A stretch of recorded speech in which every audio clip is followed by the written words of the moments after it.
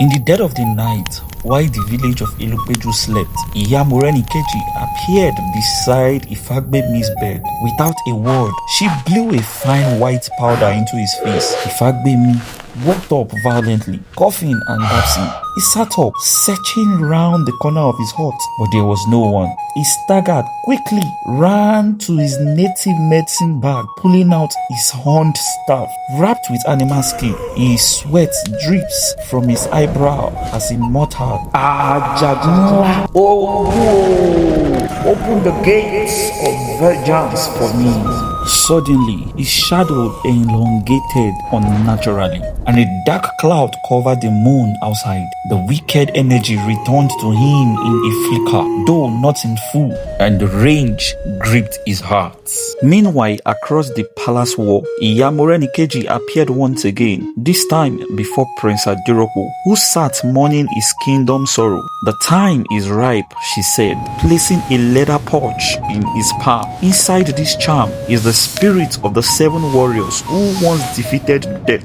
Use it wisely." Adirokpo, humbled, bowed his head in thanks, but need more than this to defeat a god in human form. "Then go," she said. "Go beyond the borders. Seek the land where the earth speaks louder than man." And so Prince Adirokpo journeyed past rivers, mountains, and deserts until he reached the 7th kingdom of Ekunarun, a place where the trees whispers and the stars sang. There he trained under powerful priests, drank from sacred calabash, and endured spiritual battle that scorched his soul. He returned not just as a prince, but as a living storm. While he was away, Ifagbemi reclaimed his shrine and twisted the kingdom once more in vengeance for the king's past challenge. He seized the Oba's daughter, 3 maidens of royal blood, and forced them to labor on his cursed farm. Under the sun, they walked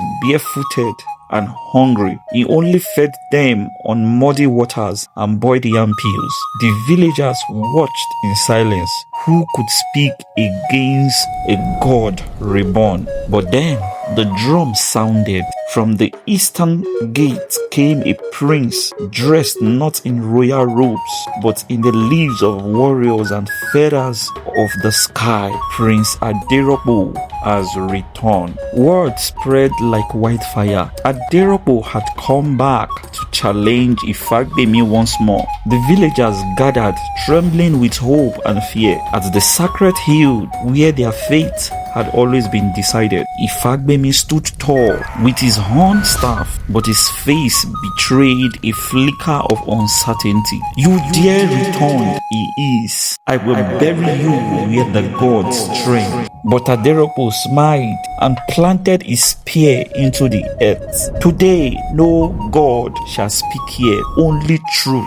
Your time, Ifagbemi, has come to an end. You shall be destroyed." As they began to chant and clash spiritually, the skies rumbled, lightning forced, the trees bent. It was a battle not of sword, but of the spirit and soul. Incantations sliced through the air like blades. Ifagbemi summoned the spirit of fire, but Adirokpo quenched them with wind. Again, Ifagbemi summoned the spirit of darkness, but Adirokpo responded with charms and calling forth the spirit of the 7th kingdom.